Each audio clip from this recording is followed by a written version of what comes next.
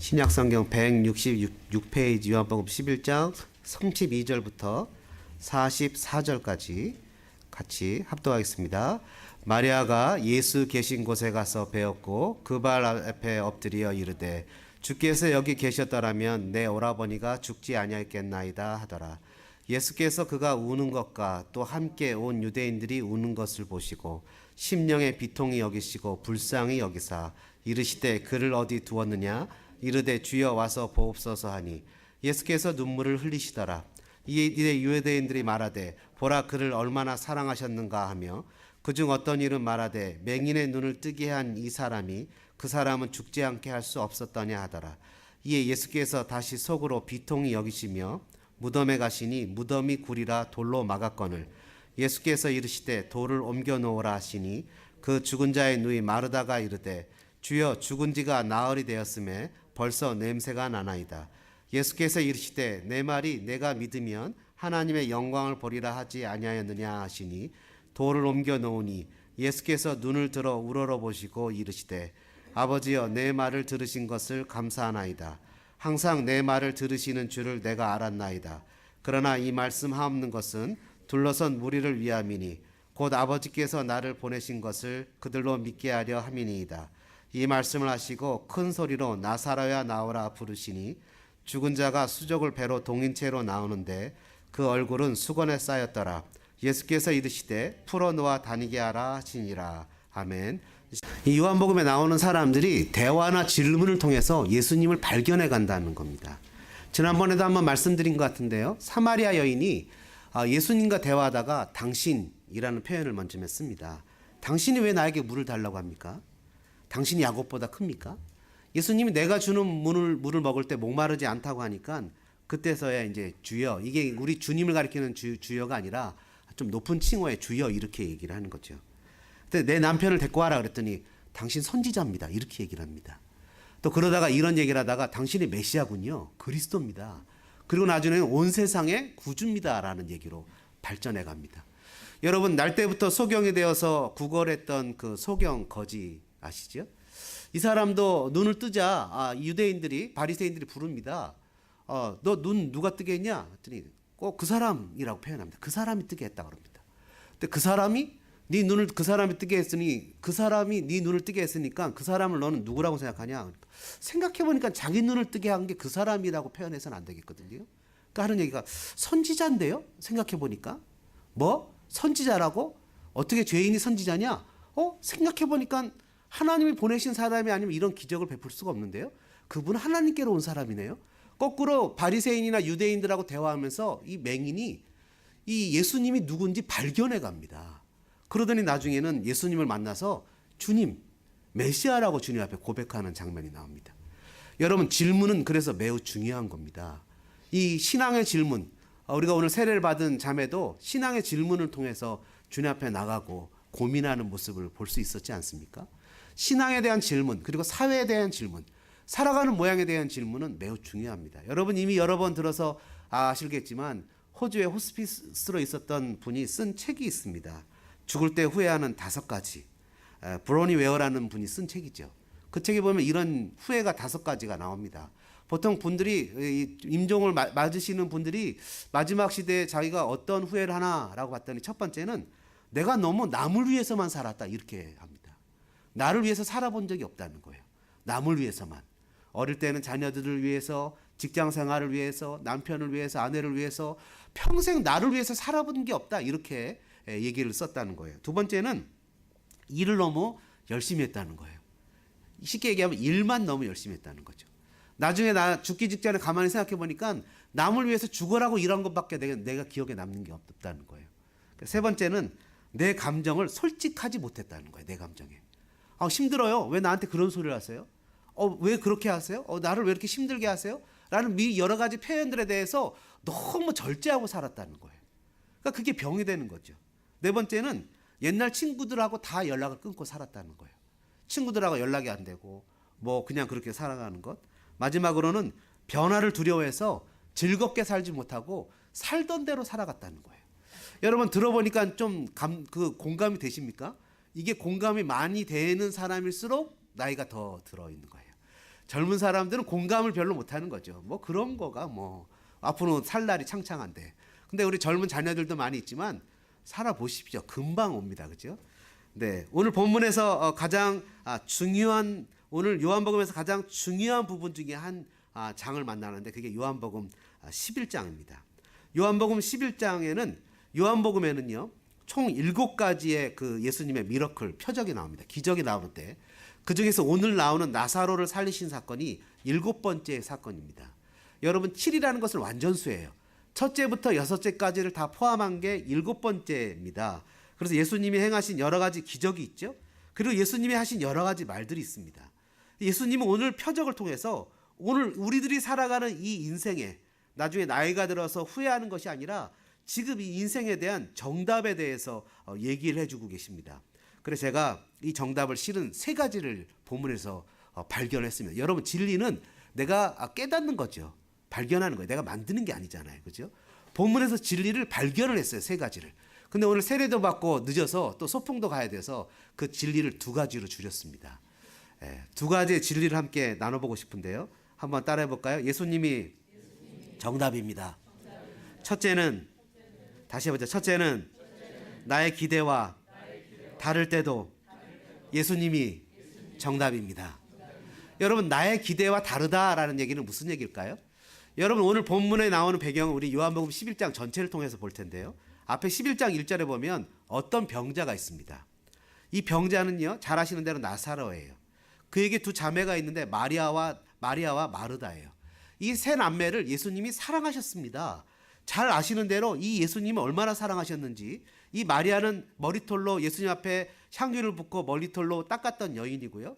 그리고 3절에 11장 3절에 사랑하시는 자가 병들었습니다 라고 누이들이 예수님에게 연락을 했습니다. 그래서 예수님이 이 나사로와 마리아와 마르다 이 3 자매를, 형제를, 남매를 사랑하는 것을 자기들이 압니다. 그리고 예수님도 이들을 사랑합니다. 5절에 보니까 예수께서 본래 마르다와 그 동생 나사로를 사랑하셨다 이렇게 기록을 하고 있습니다. 그리고 또 오늘 오늘 본문의 내용에 보면 이렇게 써 있습니다. 예수님이 이들을 얼마나 사랑하셨는가. 36절이죠. 이에 유대인들이 말하되 보라 그를 얼마나 사랑하셨는가. 여러분 그럼 어떻게 해야 됩니까? 사랑하면 얼른 가서 고쳐줘야 되잖아요. 그렇죠? 아니면 왕의 신하를 고쳐두었던 것처럼 말씀만으로 고쳐줄 수도 있잖아요. 유대가 위험하다 그러면. 그러니까 그 예수님이 나를 사랑한다고 하면 내 기대는 뭡니까? 예수님이 나에 대한 기대는 뭐예요? 나사로를 살려주는 거죠. 근데 여러분 오늘 본문에 아시다시피 나사로가 어떻게 됐어요? 나사로는 죽었어요. 예수님이 그 남매를 사랑하시고 아끼는 것은 예수님도 그 남매도 다 알아요. 그러면 그가 병들었다고 하면 연리를 제쳐놓고 쫓아와서 그들을 위해서 병을 고치거나 치료하시거나 뭘 더 하셔야 되는데 읽진 않았지만 11장 6절에 보니까 6절에 나사로가 병들었다 함을 들으시고 그 계시던 곳에 이틀을 더 유했다 이렇게 표현한다는 거예요. 여러분 좀 넌센스죠. 그렇죠? 이게 좀 언더스탠이 안 되는 거잖아요. 아프면 빨리 쫓아가야 되잖아요. 누가 아픈데 안 와요. 여러분 사랑하는 사람이 아프고 힘들다고 하는데 쫓아가지 않고 이틀을 더 유했다라고 얘기를 합니다. 이게 참 답답한 노릇 아닙니까? 이런 경우를 당할 때 사람은 매우 당하게 되죠. 내 기대와 다른 결과를 맞이하게 됩니다. 여러분 한번 따라해 볼까요? 그럼에도 정답은 예수님입니다. 여러분 살아보면 그렇지요. 이론으로 되지 않는 일들이 너무 많아요. 연세 드신 분들은 다 알 겁니다. 이론상 계획을 착착착착 세워서 진행하면 이런 리절트가 나와야 되는데 그렇지 못한 경우가 삶에 너무너무 많아요. 사람이 자기의 신과 능력으로 이만큼 하면 되겠지라고 쫓아갔지만 막상 정답은 그렇게 나오지 않을 때가 훨씬 더 많아요. 아니 그 정답이 나왔으면 오히려 내가 더 잘못됐을 수가 있는 일들이 더욱더 많아요. 인생을 살다 보면 내 뜻이 아니라 내 의지가 아니라 내 노력이 아닌데도 불구하고 어떤 혜택을 받거나 은혜를 누리는 경우도 있어요. 인생은 정답대로 살아가지 못해요. 왜냐하면 사람은 연약하기 때문이에요. 사람은 연약하기 때문에 자기의 정답대로 살아가지 못해요. 여러분 임마누엘 칸트라는 사람이 선의지라는 것을 주장했어요. 뭐냐 하면 자기의 의지를 가지고 열심히 도덕을 추구하며 살면 이 땅에서 정말 좋은 세상을 만들 수 있다고 주장했어요. 그러나 그가 태어난 도시는 정말 가난한 섬나라, 지금도 아주 찢어지게 가난한 섬나라예요. 왜 사람이 도덕을 가지고 이 땅에서 아름다운 그런 그 낙원을 만들지 못하죠? 그거는 인간이 연약하기 때문이에요. 인간은 자기의 힘과 자기의 결심으로 자기의 일도 다 이루지 못하는 사람이에요. 내 계획과 내 뜻대로 살아갔다면 여러분 이 땅에서 제대로 성공하거나 살아갈 수 있는 사람은 아무도 없을런지 몰라요. 우리가 오늘 이만큼 살아갈 수 있는 것도 내 기대와 다른 하나님의 은혜가 있었기 때문이라는 것을 기억해야 되는 거예요.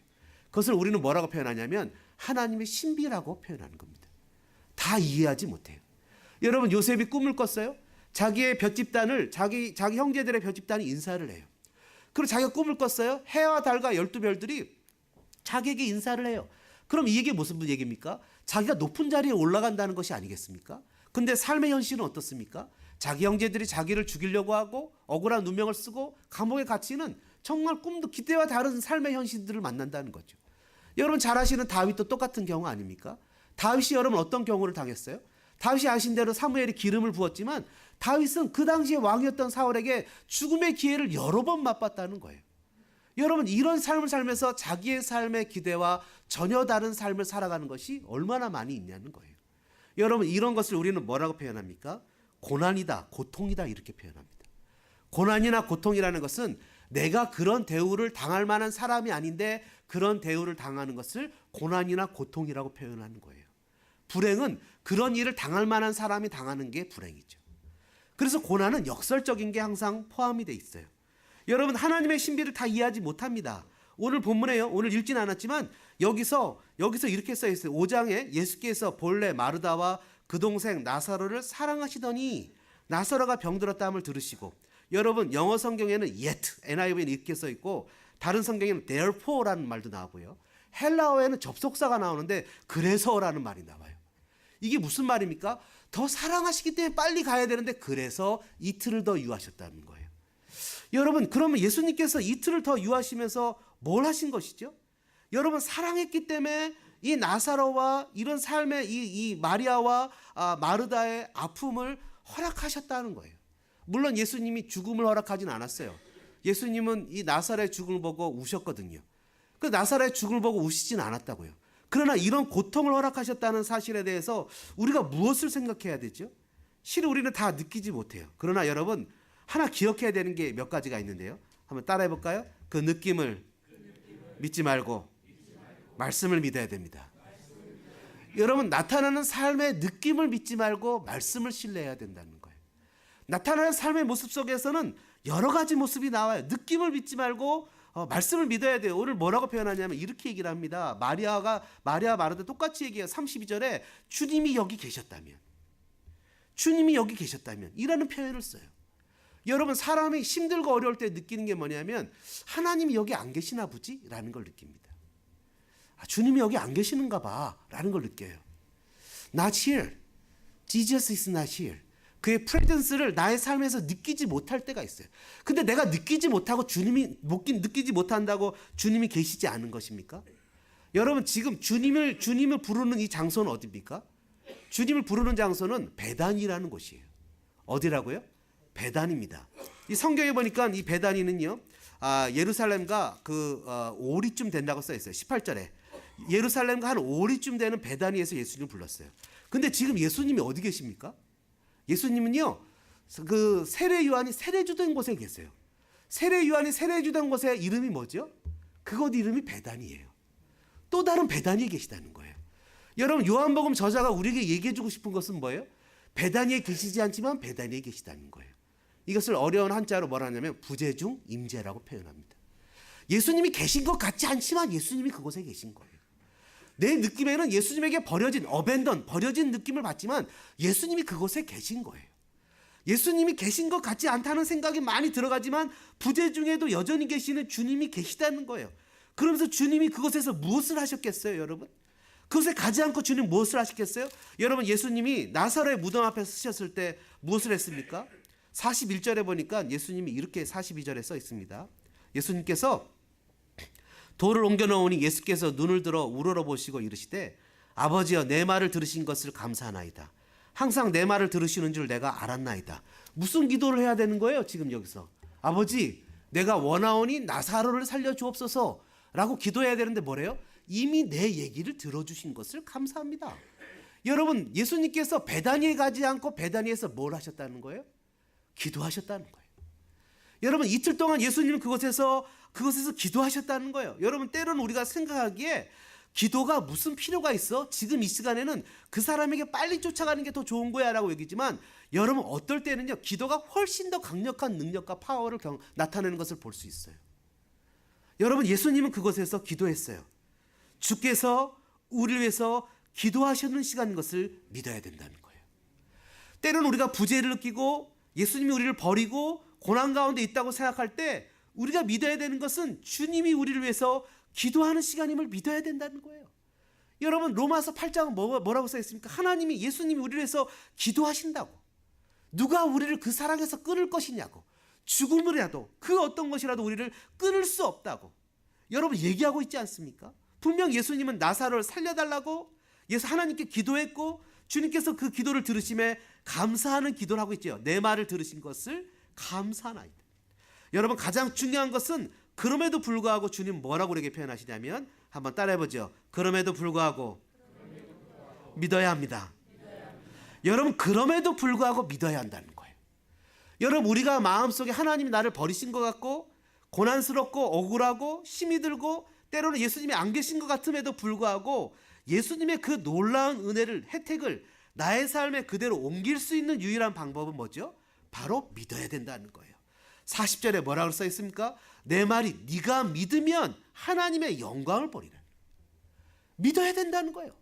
그럼에도 불구하고 하나님 나에게 이런 일을 허락하신 것은 나에게 가장 필요한 합당한 것이기 때문에 허락하신 것이라고 생각하고 그것을 믿어야 된다는 거예요.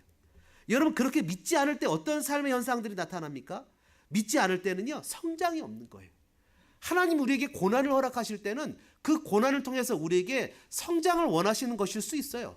여러분 고난의 이유를 다 알지 못합니다. 그거는 제가 아까 얘기했죠. 하나님의 신비예요. 그러나 그 중에 하나 우리가 어렴풋이 짐작할 수 있는 것은 그 고난 가운데 주님을 믿게 될 때 신앙이 성숙해진다는 거예요.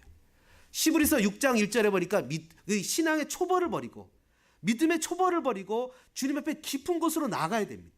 그건 뭐죠? 믿고 순종하는 거예요.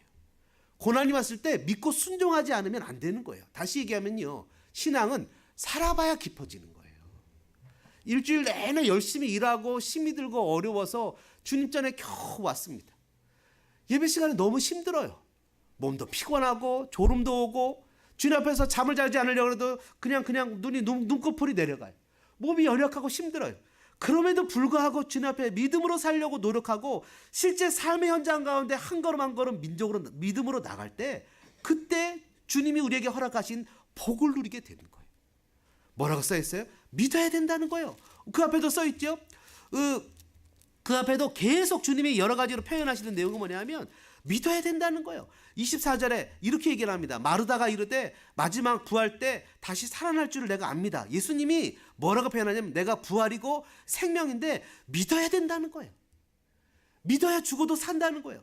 26절에 그러면서 믿는 자는 영원히 죽지 않고 네가 믿어야 된다는 거예요.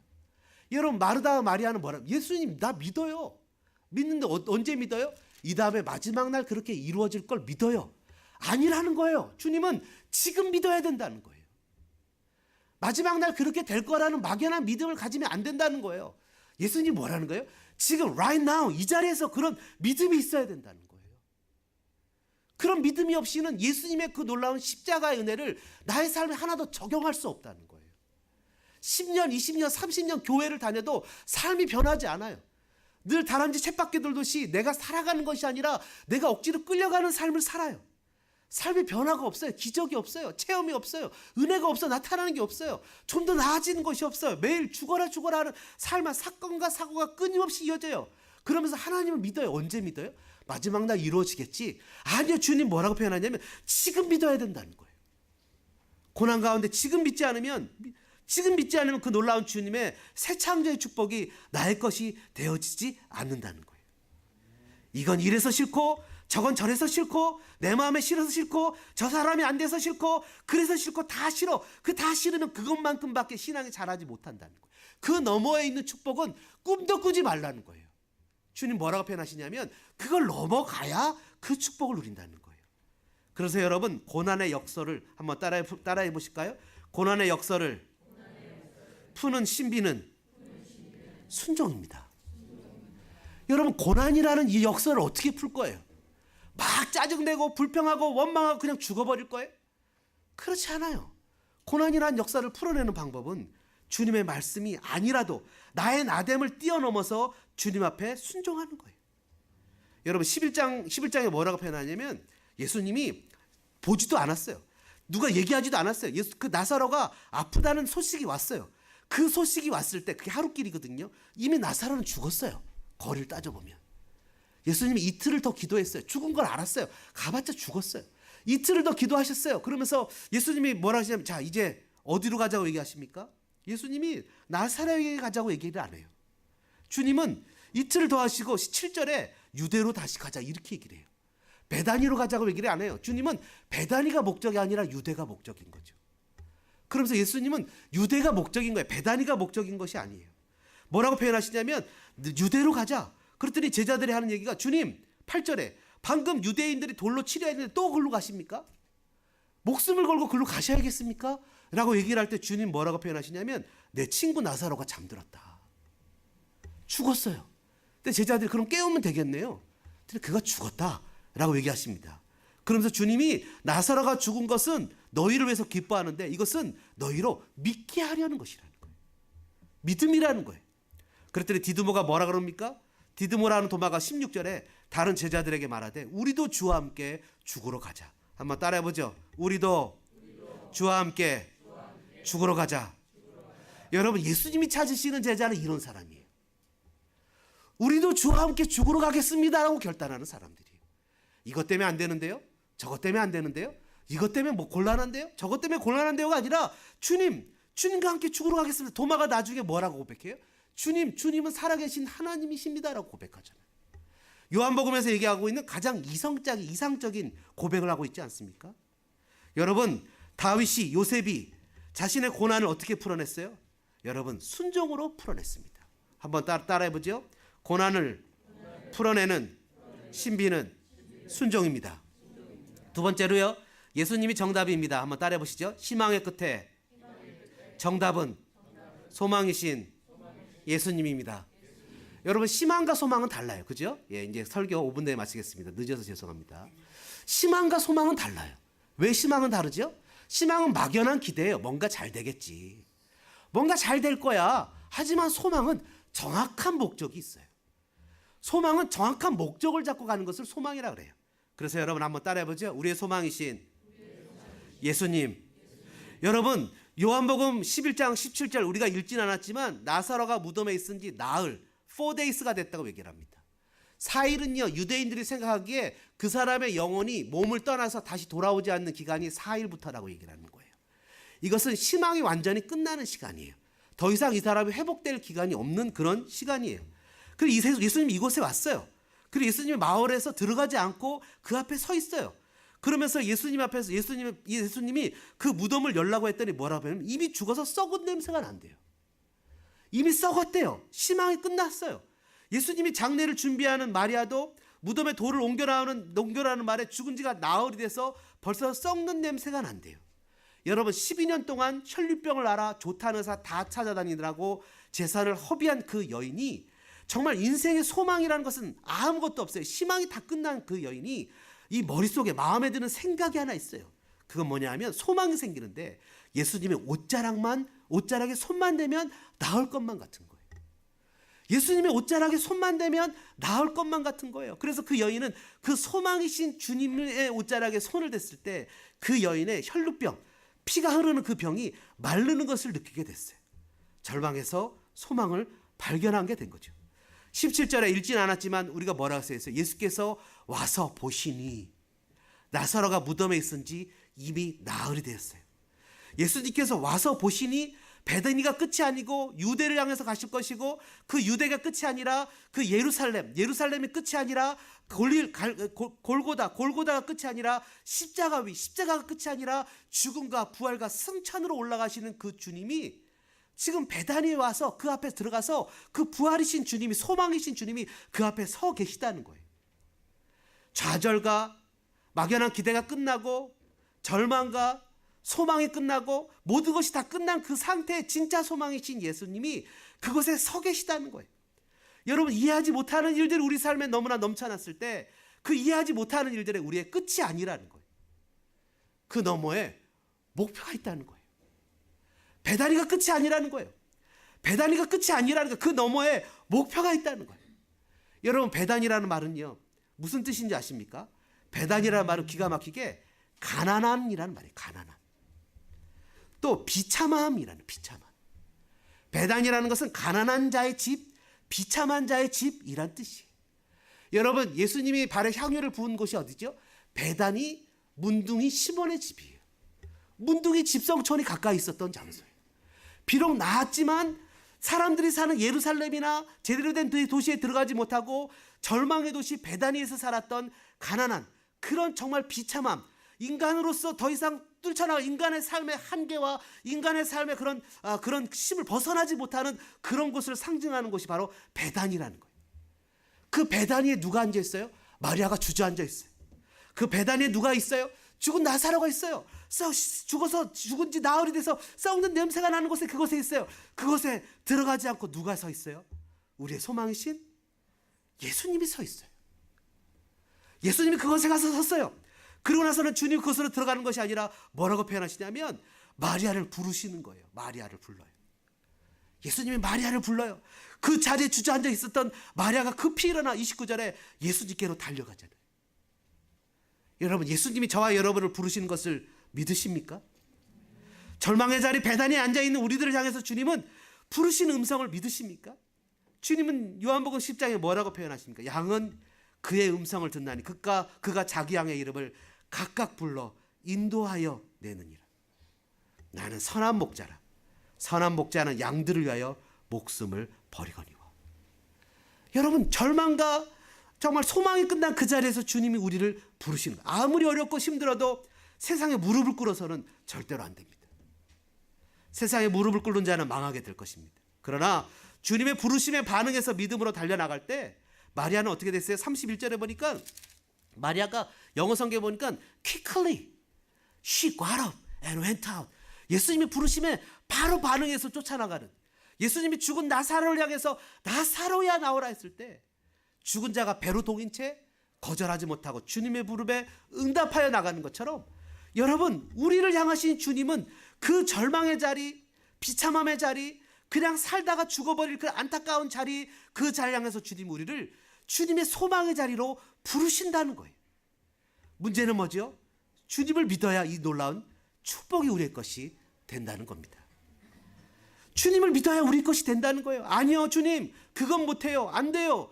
하고 절망과 좌절과 비참함에 앉아서 여전히 그 자리를 주장하고 있을 때 우리는 그것에서 벗어나지 못하게 됩니다. 부르심에 반응하여 믿음으로 순종하며 달려가야 됩니다. 나는 원래 그랬는데요. 나는 원래 이렇게 살았는데요. 나는 원래 이렇게 사는 사람인데요. 원래 이렇게 살다 갈 건데요. 여러분, 절대로 안 됩니다. 그렇게 살아서는 안 됩니다. 나의 나됨도 주님 앞에 내려놓아야 됩니다. 감히 죽음도 주님의 상대가 되어지지 못하잖아요. 그러니까 어떻게 됐어요? 나사로야 나오느라. 그러니까 그가 거절하지 못하고 배로 동인 채 나오는 모습을 보십시오. 주님이 말씀하시죠. 나는 부활이고 나는 생명이다. 나를 믿는 자는 죽어도 살겠고 무릇 살아서 믿는 자는 영원히 죽지 않을 것이다. 여러분, 주님을 믿으십니까? 믿음이라는 것은 나의 무능을 인정하고 오직 소망은 예수 그리스도의 십자가 외에 속죄 외에는 없음을 인정하고 주님을 따르는 겁니다. 주님이 마지막 시대에 믿음을 보겠느냐고 하셨죠. 저는요, 감히 단언하는데 교회 다니는 사람들의 어떤 분이 얘기하셨죠. 90%는 하나님을 믿지 않는다 그래요. 90%예요. 10명 중에 9명은 하나님을 믿지 않는데요. 여러분, 주님을 믿어서 우리의 삶의 비참함, 가난함, 배단위에서 벗어나 주님의 놀라운 부활의 축복을 느끼는 저와 여러분들 되어주시기를 주님의 이름으로 축원합니다. 말씀 생각하시면서 같이 찬양하겠습니다.